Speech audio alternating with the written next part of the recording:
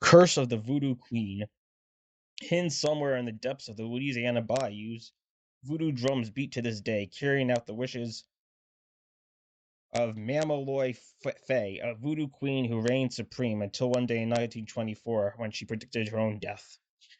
On the day that I will die, and on the anniversary of that day, from then on, the drums shall carry forth this message: death to my enemies, the children of my enemies, and the children's children of my enemies, so be it.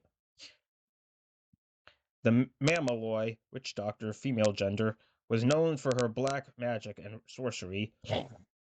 Along with this fame among the voodoo people of the swamps was also her hatred and fear. For the 3 years of her reign, she inflicted upon her followers unbelievable restrictions that had subjected them to virtual slavery. They hated her for this, but no one was brave enough to do anything about it.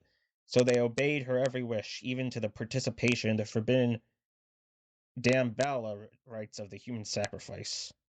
It is said that Mamaloy Faye in her youth had been deeply in love with a dashing Frenchman from New Orleans, but then one day he jilted her.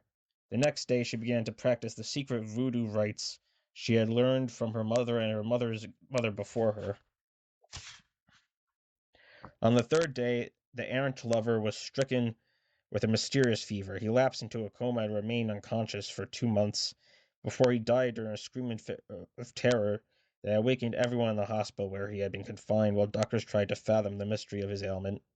But everyone in the area knew why the Frenchman had died. They knew what caused his death, but they weren't saying. Mamaloy Faye's black magic was the most lethal they had ever seen, for she had completely stated to her followers that her errant lover was to die, screaming from the tortures of 1,000 demons who would kill him after he lay deep in sleep for 60 days and 60 nights. Never before had they witnessed such a powerful hex, and then watched its enactment over so long a period. As a result, Faye, the undisputed Mamaloy of the isolated community on the edge of the bayous in southern Louisiana.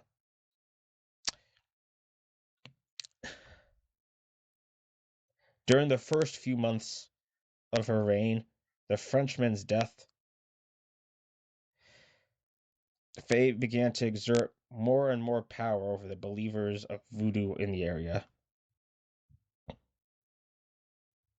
Soon, she controlled subjects who had been under the domination of other witch doctors, papaloys, and this was resented. Consequently, a number of the dissenters banded together and a secret meeting was held. Those who feared the voodoo woman Faye were against doing anything drastic. However, the others were all for it. 5 men were left under the leadership of Papaloy Mason, who assured them that his magic would protect them from Faye's voodoo hexes if they would help him kill her. Plans were made, and everything was in readiness to strike her down and stab her to death. Then word came to the conspirators that Faye had predicted her own death. As this news reached the men, they panicked, but their leader, Mason, threatened them with a fate worse than death if they went back on their word after vowing that they would see the thing through. Caught between two evils, the men were unable to decide what to do, but soon their minds were made up. They would go along with Mason. They reached their decision when two of the men tried to flee by escaping into the steamy bayous, hoping to cross the swamp country and reach the safety of another community. They never made it.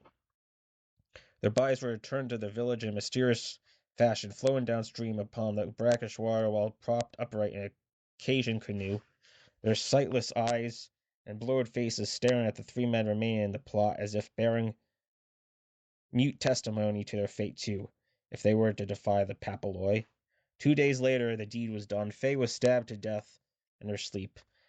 Papaloy Mason officiated at the hapless voodoo woman's funeral deep in the bayous. He then announced that he had been ordained by Mamaloy Faye to take over the ceremonial duties and to rule in her stead. Exactly 30 days later, Papaloy Mason's time had run out.